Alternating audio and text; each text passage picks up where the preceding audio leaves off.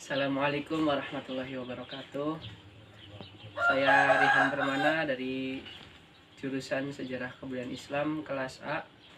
Di sini saya akan mewawancarai Bapak Mukhtar selaku narasumber saya, yaitu mengenai tentang perang antara Desa Astana Gunung Jati dan juga Desa Wanakaya Blok Sembung.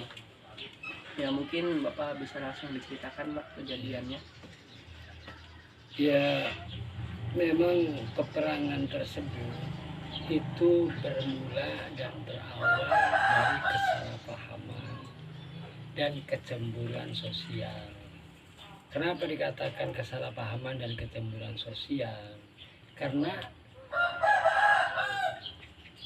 salah satu warga Desa Astana Gunung Jati yang pernah mencalonkan guru itu pernah gagal, tidak jadi, dan akhirnya keluar dari Desa Astana Gunung Jati dan mukim di desa tersebut, yaitu Desa Wanakaya Blok Sembung.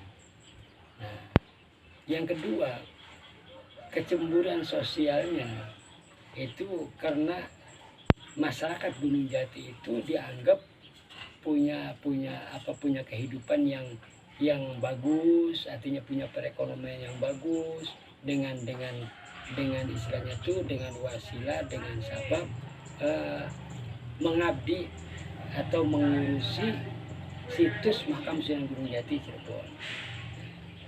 Jadi mereka beranggapan bahwa situs makam Sunan Gunung Jati Cirebon itu yang ada di Gunung Sembung itu, anggapan mereka adalah hak orang-orang Sembung.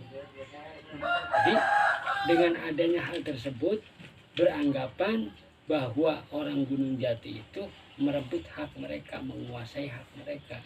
Nah, dari situlah bermula munculnya kesalahpahaman dan timbul artinya peperangan, yaitu dari kalangan anak muda berawalnya. Akhirnya sampai menjalar sampai semua lapisan masyarakat juga banyak yang terlibat. Itu peperangan tersebut tuh berawal sekitar tahun 1999. Cuman kan peperangan tersebut kan terjadi peperangan satu hari, 2 hari, nah 1 minggu berhenti karena ya biasa aparat kepolisian turun. Nah, nanti kalau sudah keadaan kondisinya sudah tenang, muncul lagi. Itu terus-terusan hampir setiap minggu kejadiannya tuh, tidak siang tidak malam, itu selalu. Nah, sampai akhirnya itu puncak daripada peperangan tersebut itu banyak tokoh masyarakat, terutama dari kalangan para kiai, bahkan ada salah satu sesepuh Gunung Jati yang sempat istilahnya itu bicara, yang sempat ada yang disiksa. Ya memang kejadian itu merupakan salah satu sejarah terburuk di masa ya katakanlah di masa tahun itu, yang terburuk untuk masyarakat Gunung Jati, karena banyak anak-anak muda yang artinya yang kena senjata tajam, ada yang masuk rumah sakit, orang tua yang terkena sisiran polisi, ada yang disiksa sampai sekarang pun ada sebagian yang masih hidup yang waktu itu sempat disiksa itu. Makanya kejadian itu tuh memang kalau istilahnya tuh, kalau ada yang sempat merekrut sejarah itu, ya memang istilahnya tuh rame, apalagi kalau difilmkan gitu loh. Panjang. Karena termasuk saya sendiri juga waktu itu sempat melarikan diri dari Gunung Jati karena khawatir, karena sweeping lari ke Desa Krayan. Waktu itu saya dari Opik 3 hari. Nah, pada saat itu juga kalau keadaannya kondisi sudah aman baru pulang. Nanti diperkirakan kalau ada, kan setiap akan ada kejadian kan ada yang menginformasikan, awas nih jam sekian ada peperangan lagi, lari. Jadi yang anteng di rumah tuh ya cuman perempuan aja, ibu ya, pokoknya anak-anak perempuan, ibu-ibu. Kalau laki-lakinya tuh yang ikut perang juga banyak, yang pada lari juga ada gitu. Termasuk saya sempat lari. Nah, terakhir itu peperangan itu insya Allah kalau tidak salah itu 2001 itu terakhir, pada saat sesepuh Gunung Jati yang namanya Kiai Haji Raden Abdullah Qasim sempat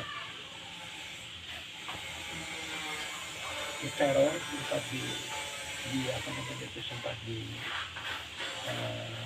diobrak-abrik rumahnya jam 3 malam, jam 3 pagi itu.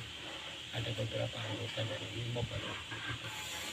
Menurut informasi yang bisa dipercaya. Tapi ya alhamdulillah artinya ya masyarakat Gunung Jati juga banyak yang akan terselamatkan. Hanya kebanyakan ya korban luka lah gitu. Itu yang apa namanya, yang nyergap tadi kediaman Raden itu pihak yang mana, pihak Panakaya apa pihak? Jadi sebenarnya kalau kita yang namanya aparat tentunya kan ada di pihak tengah ya. Iya. Jadi nggak kesana nggak kemari. Cuman kadang-kadang kan oknumnya kan ada. Cuma waktu itu tuh informasi yang kuat sebelum mengebrak-abrik rumahnya Kiai Qasim itu, oknum dari aparat tersebut tuh sempat minum-minuman di itu tuh di lokasi Wanakaya. Ya, itu sekitar ada 9 orang. Cuman ya Kiai Qasim nggak apa namanya tuh, dia nggak mengadakan perlawanan, artinya diam, hanya bahasanya tuh jadi kayak begini, artinya tindakan oknum aparat itu.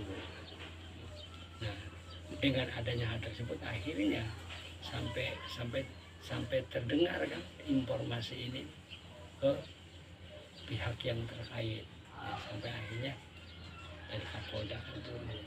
Nah, dari begitu Kapolda itu akhirnya oknum yang sebenarnya, provokator yang sebenarnya itu akhirnya ketangkep dari pihak Sentul.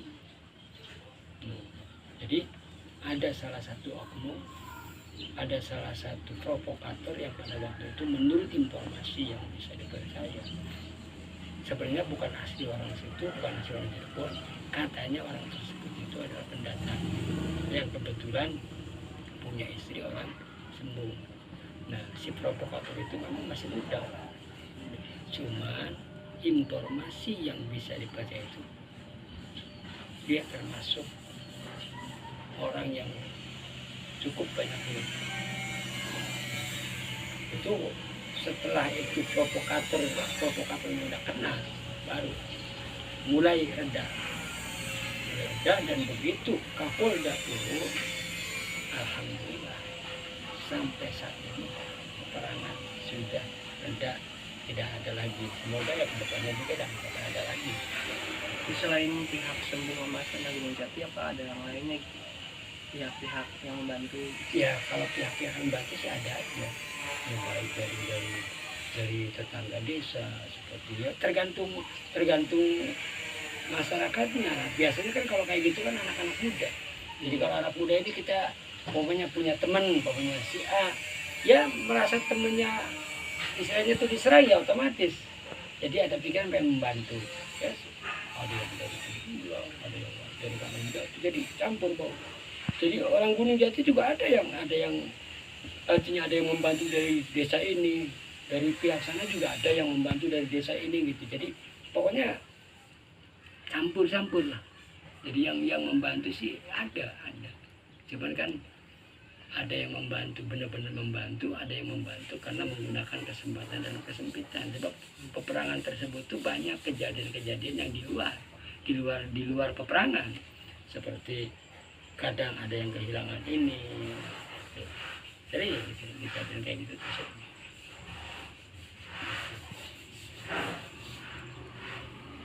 Terus apa sih paling apa namanya, korban jiwa yang meninggal itu kira-kira ada berapa orang gitu? Setahu saya kalau korban jiwa belum ada. Belum ada. Cuma yang jelas ya banyak korban luka. Korban luka. Ada yang luka ringan, ada yang luka berat juga hanya 1-2, kebanyakan sih luka ringan. Karena kan pada waktu itu kan beratnya apa? yang digunakan itu kan panah, ada yang ya panah, senjata tajam seperti kayak golok apa. Nah itu waktu itu tuh ada salah satu yang dari Sembung juga ada, dari Gunung Jati juga ada yang kena panah. Terus ada yang enggak tahu ya, kalau tidak salah yang kena golok itu cuma hanya kalau tidak salah Gunung Jati 1, tapi artinya tidak sampai meninggal, artinya luka yang cukup berat. Nah, ada yang kena tembakan itu senapan angin. Nah, itu yang banyak senapan angin sama panah. Paling parah itu. Nah, termasuk tadi saya katakan ada salah satu anggota SPM kalau tidak salah waktu itu tuh. Jadi pagi mau berangkat kerja, nah sementara kondisi peperangan baru dimulai. Jadi pas mau melewati jembatan Sondong, nah si pihak Sembung itu sedang mengarahkan senapan angin. Itu jos itu kena itu. Nah di situ puncak daripada peperangan di situ. Jadi si aparat tersebut ngamuk. Padahal dia termasuk aparat tersebut tuh di luar daerah Sembung, di luar daerah Wanakaya, di luar desa Gunung Jati. Orang luar.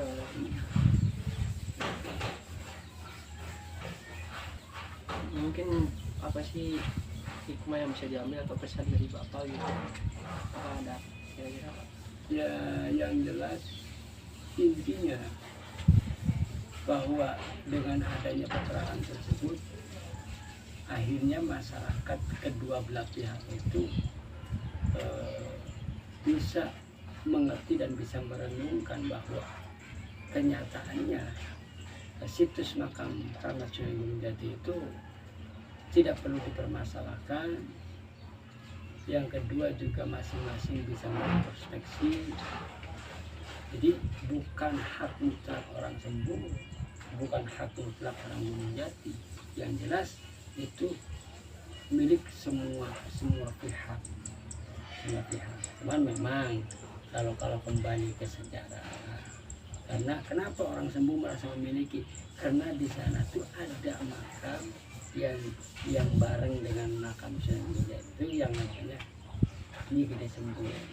Nah dari situ, jadi dia merasa bahwa sesepuh saya juga di sana. Hanya kenapa dikatakan Gunung Sembung? Ya karena itu ada salah satu jasa dari sesepuh Sembung itu, makanya dikatakan Gunung Sembung. Nah, dari berawal dari situ, itu orang-orang Sembung itu merasa sangat pede, merasa sangat berhak untuk memiliki. Padahal kan sejarah yang aslinya kan tidak begitu. Karena pada waktu itu kan pihak Sultan itu kan menawarkan silakan siapa yang mau mengurusi situs makam Keramat Sunan Gunung Jati.